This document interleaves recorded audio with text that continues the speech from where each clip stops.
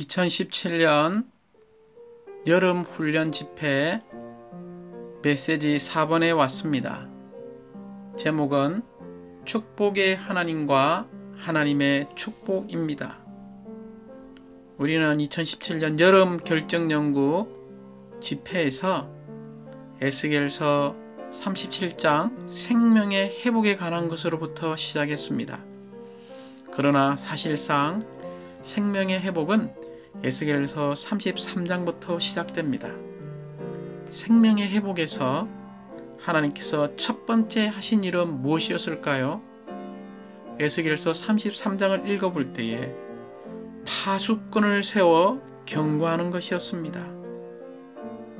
특별히 너는 악인에게 경고하여 돌이켜 그 길에서 떠나라고 하되 그가 돌이켜 그 길에서 떠나지 아니하면 그는 자기 죄악 중에서 죽으려니와 너는 내 생명을 보존하리라고 경고했습니다. 특별히 33장 11절을 볼 때에 우리의 여호와 하나님께서는 악인의 죽는 것을 기뻐하지 아니하고 악인이 그 길에서 돌이켜서 떠나서 사는 것을 기뻐하기 때문에 파수꾼을 세워 경고함으로써 돌이키라고 말하고 있습니다. 생명에 의한 회복 안에서 먼저 하나님은 그분의 백성들이 회개하고 돌이키고 살 수 있도록 파수꾼을 보냈습니다. 하나님의 의와 거룩함과 영광에 일치하지 않을 때마다 하나님은 회복의 목적으로 심판을 집행하십니다. 하나님의 심판은 불에 의한 것이지만 하나님의 회복은 생명에 의한 것입니다. 또한 우리는 에스겔서 34장에서 친히 목자로 오신 것을 볼 수 있습니다. 생명에 의한 회복 안에서 먼저 하나님은 그분의 백성들이 회개하고 돌이키고 살 수 있도록 파수꾼을 보내신 다음에 친히 목자로 오셨습니다. 내가 친히 내 양의 목자가 되어 그 잃어버린 자를 내가 찾으며 쫓기는 자를 내가 돌아오게 하며 상한 자를 내가 싸매주며 병든 자를 내가 강하게 하려니와 그것들을 먹이리라고 말하고 있습니다. 또한 에스겔서 35장에서 에돔 성읍들을 거듭 심판하십니다. 우리가 회복되는 동안에 우리의 옛 사람을 상징하는 이 에돔은 거듭 다시 심판받아야 합니다. 옛사람을 상징하는 이 에돔에 대한 심판은 단번에 끝날 수가 없기 때문입니다. 우리의 옛사람인 이 에돔은 우리의 몸이 구속되는 날까지 거듭 다시 심판받을 필요가 있습니다. 에스겔서 36장 이를 때에 이것은 내적인 회복을 이야기하고 있습니다. 특별히 25절에 맑은 물로 너희에게 뿌려서 너희로 정결케 하되 곧 너희 모든 더러운 것에서와 모든 우상을 섬김에서 너희를 정결케 할 것이며 라고 말합니다. 물론 여기에 맑은 물은 주님의 구속하시고 정결케 하는 피를 상징합니다. 이 피를 뿌려 우리의 내적인 회복, 곧 첫 번째 모든 더러운 것에서 정결케 하고 두 번째 모든 우상들을 섬기는 것에서 우리를 정결케 하십니다. 그럴 뿐만이 아니라 이런 내적인 회복의 참된 결과인 우리 안에 새 영을 넣어주시고 새 마음을 우리에게 주되라고 말하고 있습니다. 왜 우리에게 새 영을 주셨습니까? 그 이유는 우리가 주님을 영접하고 나서 끊임없이 우리의 영을 훈련하여 주님과 하나 되고 한 영 되는 것을 배우기 위한 것입니다. 주와 합하는 자는 한 영입니다라는 고린도전서 6장 17절의 말씀을 성취하기 위한 것입니다. 또한 우리에게 왜 새 마음을 주셨습니까?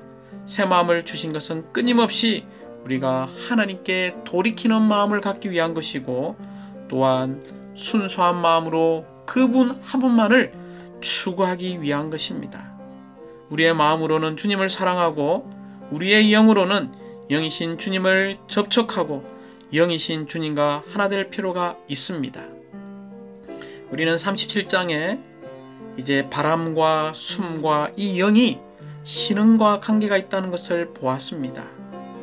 특별히 에스겔이 하나님을 위에 말하고 하나님을 말해내고 하나님을 분배하는 신언을 할 때에 하나님은 바람을 보내셨고 사람들은 숨을 들이마셨으며 그 숨은 성령 곧 생명을 주시는 영이 되었습니다. 생명의 회복으로 말미암아 우리는 두 가지의 결과가 나타났다는 것을 보게 되는데, 첫 번째 결과는 우리가 메시지 3번에 내가 여호와인 줄을 너희가 알리라고 하신 말씀입니다. 이 여호와는 어떤 하나님입니까? 이 여호와 하나님은 나는 이다이신 분으로서 스스로 존재하시고 항상 존재하시고 유일하게 존재하시는 나는 이다이신 분을 말하고 있습니다. 모든 것이 더 이상 존재하지 않지만 하나님은 영원히 시작도 없이 끝도 없이 진정으로 존재하시는 분이라는 것입니다.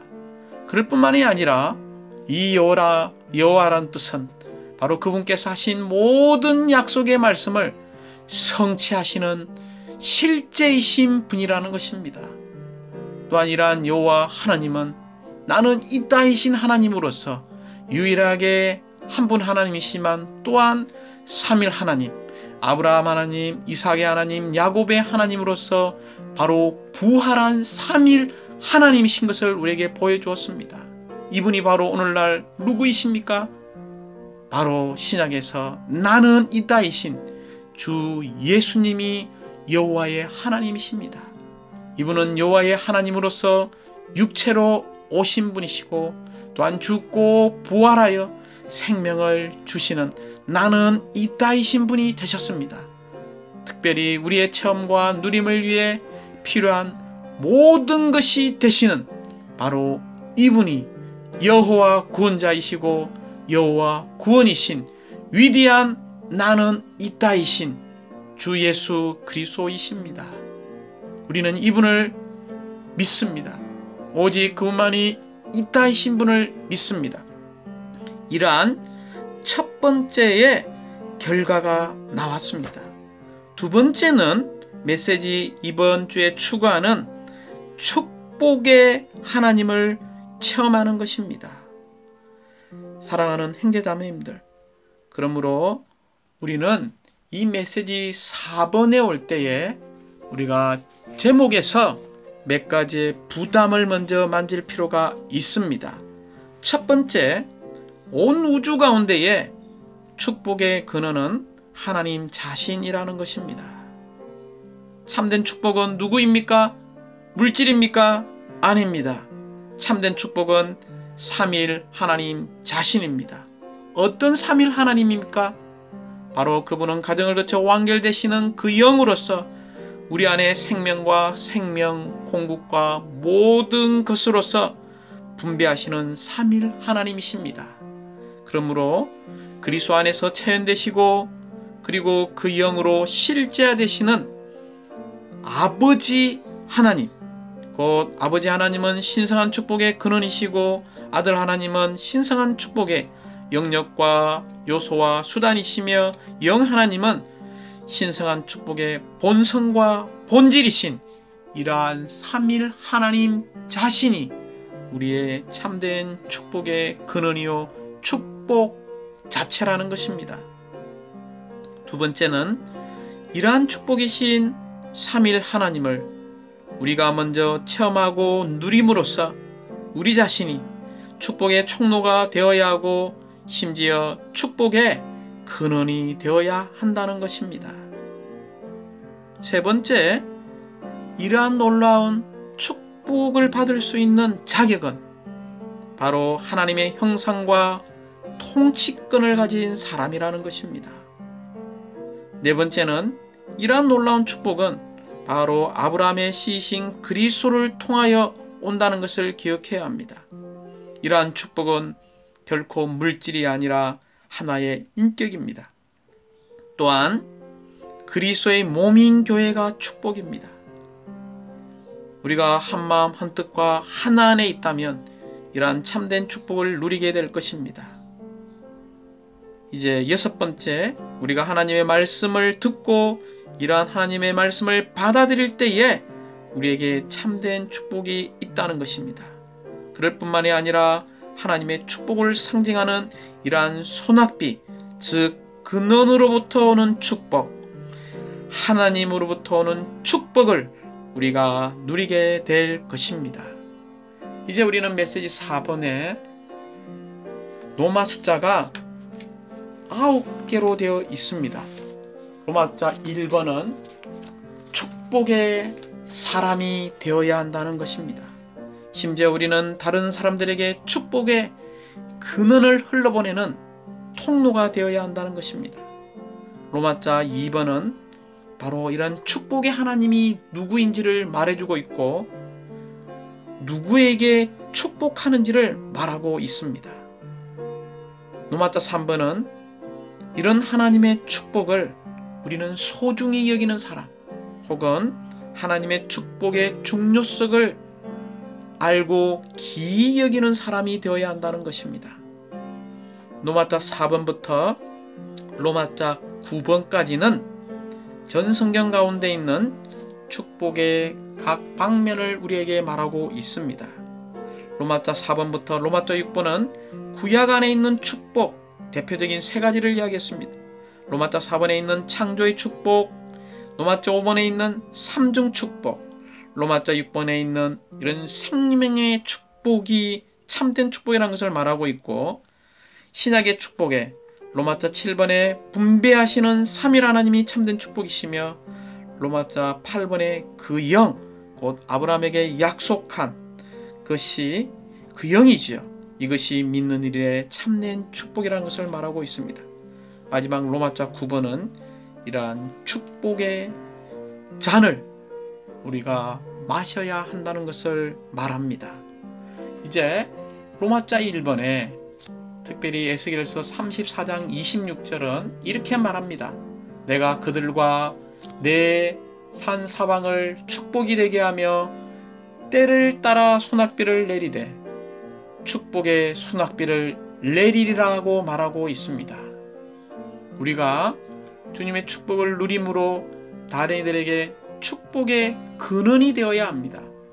특별히 에스겔서 34장 26절에서 주님은 그분의 백성이 그분의 축복을 받을 뿐 아니라 또한 그들을 축복이 되게 하시겠다고 약속하셨습니다. 평안, 곧 언약의 평안이 있다면 주님의 축복이 뒤따를 것입니다. 먼저 우리 자신이 주님의 축복을 누릴 것이고, 그런 다음 주님은 우리를 통해서 다른 이들에게 축복의 근원이 되게 하시어 그들이 공급을 얻도록 하실 것입니다. 우리가 이런 제철에 축복의 소낙비의 내리심을 맛보기 원한다면 우리가 그리스도 안에 거해야 하고, 또한 성령께서 우리 위에 임하시는 이러한 비를 체험할 필요가 있습니다. 우리가 그리스도 안에 거한다면 우리는 축복의 소낙비를 체험하게 될 것입니다. 로마자 2번에 이 축복의 하나님, 곧 하나님께서 사람을 창조하셨을 때 하나님의 의도는 사람이 하나님을 자신의 축복으로 누리게 하기 위한 것이었습니다. 그러나 아담의 타락으로 인하여 사람은 자신의 축복과 누림이신 하나님을 잃어버렸습니다. 그러므로 그들은 창조의 축복을 잃어버렸기 때문에 또 우리에게 필요한 구속의 축복에 하나님으로 오심을 감사합니다. 그러므로 아브라함에게 약속된 이 복은 창조의 복과 구속의 복을 포함하고 있다는 것입니다. 모든 부름받은 사람들에게 하나님을 복으로 약속하셨습니다. 이 복은 아브라함의 씨신 그리스도를 모든 민족에게 이르게 하는 것입니다. 그러므로 복은 먼저 머리이신 그리스도가 참된 복이요, 두 번째 몸이신 그리스도, 곧 교회가 축복이라는 것입니다. 이제 로마자 3번에 하나님의 축복을 우리는 기이 여기는 사람이 되어야 합니다. 왜냐하면 그리스도인의 정상적인 생활과 일은 축복의 생활과 일이기 때문입니다. 심지어 우리 일상생활 가운데 일어나는 모든 것이 다 어디에 달려 있습니까? 하나님의 축복의 손에 달려 있습니다. 그러므로 우리는 하나님의 축복을 믿어야 하고 귀중히 여겨야 합니다. 하나님의 축복을 받지 못하게 하는 우리 교회 생활 가운데 있는 모든 장애물들을 우리가 제거하기 원합니다.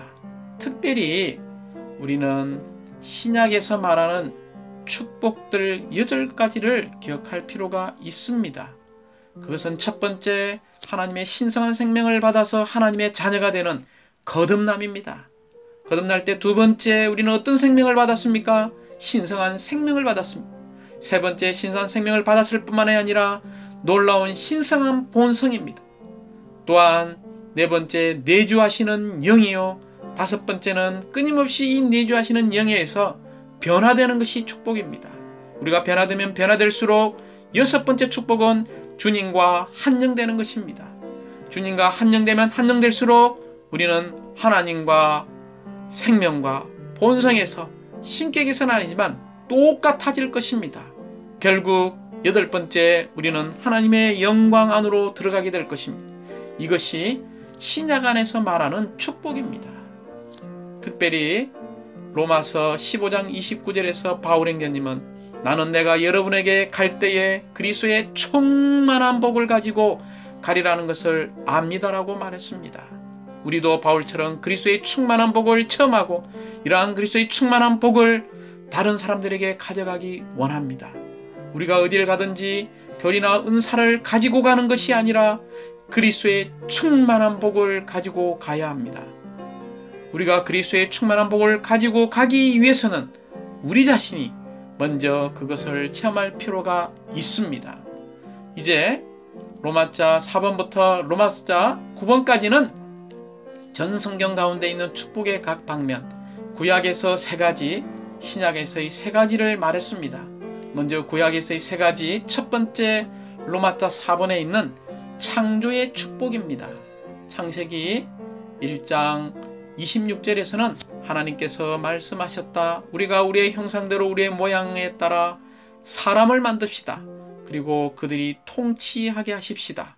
그런 다음 28절에 와서 하나님께서 그들에게 복을 주시며 말씀하셨다. 자녀를 많이 낳고 번성하여 땅을 가득 채우고 땅을 정복하여라.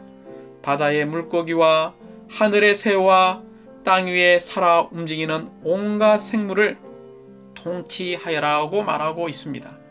창세기 1장의 기록에 따르면 하나님은 살아있는 피조물들이 존재하기 전까지는 축복을 하지 않으셨습니다. 하나님은 풍성하시고 하나님의 축복 또한 풍성하지만 사람이 창조되기 전에는 그분의 풍성한 축복을 받을 대상이 없었습니다. 하나님은 그분의 피조물에게 그분의 풍성한 축복을 줄 기회와 방법이 없었던 것입니다. 오직 사람만이 하나님의 풍성한 축복을 받을 수 있는 기준에 도달해 있다는 것을 기억하시기 바랍니다. 사람을 창조하신 후에야 하나님은 그분의 형상과 통치권을 가진 살아있는 피조물인 사람에게 풍성한 축복을 주셨습니다. 우리가 하나님의 축복을 받으려면 그 자격, 즉 형상과 통치권에 부합되어야 합니다. 왜냐하면 하나님의 축복은 항상 그분의 형상과 통치권에 뒤따르기 때문입니다. 우리가 하나님을 표현하고 하나님을 대표하는 사람이라면 우리는 하나님의 충만한 축복을 받을 수 있습니다. 왜냐하면 축복을 받기 위한 유일한 자격 조건은 바로 우리가 하나님의 형상을 갖고 하나님을 표현하며 하나님의 통치권을 갖고 하나님을 대표할 때입니다. 그러므로 축복은 이러한 형상과 관계되는 제사장 직분과 통치권과 관계되는 왕의 직분과 함께한다는 것입니다. 또한 이러한 축복의 결정이 로마서 5번에 나오는데 그것은 바로 삼중 축복이라는 것입니다. 민수기 6장 24절부터 26절을 볼 때에 축복은 삼일 하나님의 영원한 축복인 것을 말하고 있습니다. 이 축복은 우리의 누림을 위해 신성한 삼일성 안에서 자신을 우리 안으로 분배하시는 삼일 하나님이십니다. 이것이 하나님의 영원한 축복입니다. 온 우주 가운데 유일한 축복은 누구입니까? 바로 하나님 자신입니다. 하나님 외에는 어떤 것도 다 공허한 것입니다. 온 우주는 하나님에 의해 창조되었지만 하나님이 없이, 하나님을 떠나서는 그분께서 지으신 우주조차 공허한 것입니다. 하나님이 없이는 모든 것이 헛되고 헛되다는 것입니다. 오직 하나님 자신만이 실제이십니다. 오직 그분만이 우리의 참된 축복이십니다. 우리가 온 우주를 얻는다 하더라도 하나님을 놓친다면 우리는 가장 가련한 사람들이 될 것입니다. 역사 이래로 많은 부와 물질적인 것들을 얻었으나 결국에 하나님이 여시는 모두 공허하던 것을 깨달은 사람들이 얼마나 많습니까? 하나님 자신이 우리의 축복이시며 이 축복은 신성한 존재께서 신성한 삼일성, 곧 아버지와 아들과 성령 안에서 우리 안으로 분배되시는 삼일 하나님이십니다. 아버지는 우리에게 복을 주시고 아들은 우리에게 비추시며 성령은 우리에게 밝은 표정을 하십니다. 그 결과 우리는 지켜지고 은혜를 받으며 평화를 갖는 축복을 갖게 될 것입니다. 이제 로마자 6번은 이러한 생명의 축복은 어디에서 받습니까? 바로 하나를 실행할 때입니다. 시편 133편 3절의 축복은 바로 하나님의 영원한 생명을 가리킵니다. 이 영원한 생명은 하나님께서 교회 생활 안에서 하나 안에 함께 거하는 이들에게 복으로 명하신 것입니다. 곧 형제들이 하나 안에 함께 거하는 삶은 하나님으로 하여금 우리에게 임하시어 기름 바르시는 영과 적시는 은혜와 영원한 생명으로 우리를 축복하십니다. 특별히 시편 133편은 보배로운 기름과 이슬은 특정한 장소에서만 누릴 수 있다는 것을 계시하고 있습니다. 만일 어떤 이스라엘 사람이 주님께서 맹하신 이 복을 누리기 원한다면 그는 한나의 장소 안에 있어야 합니다. 이것은 적어도 1년에 3번 시온산으로 여행을 떠나야 했음을 의미합니다. 이 원칙은 오늘날 우리의 교회 생활 안에도 적용됩니다. 만일 우리가 주님께서 명하신 생명의 축복 아래 있기 원한다면 하나라는 터 위에 있어야 합니다. 시편 133편 3절은 매우 분명하게 거기서 곧 하나 위에서 주님께서 복, 즉 영원한 생명을 명하셨다라고 말합니다. 형제들이 함께 거하는 이러한 하나 안에는 기름이 흐르고 이슬이 내리며 하나님의 백성은 생명을 누립니다. 만일 하나를 잃는다면 우리는 보배로운 기름과 이슬과 생명의 축복을 잃게 될 것입니다. 그러므로 우리에게 필요한 것은 한마음 한뜻을 회복하는 것입니다. 우리에게는 동일한 혼과 동일한 마음과 동일한 목적을 위해 같은 생각과 같은 뜻을 가질 필요가 있습니다. 우리가 동일한 한 영 안에서 동일한 한 혼과 한 생각과 한 뜻을 갖기 위해서는 신약의 모든 축복들과 유증들을 열어주는 열쇠인 한마음 한뜻을 가져야 합니다. 그렇지 않으면 우리는 기독교와 똑같은 종류의 불일치를 반복하는 또 하나의 그리스도인 단체가 됨으로써 가련한 기독교의 역사를 되풀이할 수도 있습니다. 이제 로마자 7번에서 우리는 축복이 바로 분배하시는 삼일 하나님이라는 것입니다. 에베소서 1장 3절에서 하늘들의 모든 영적인 축복으로 축복하셨다라고 말합니다.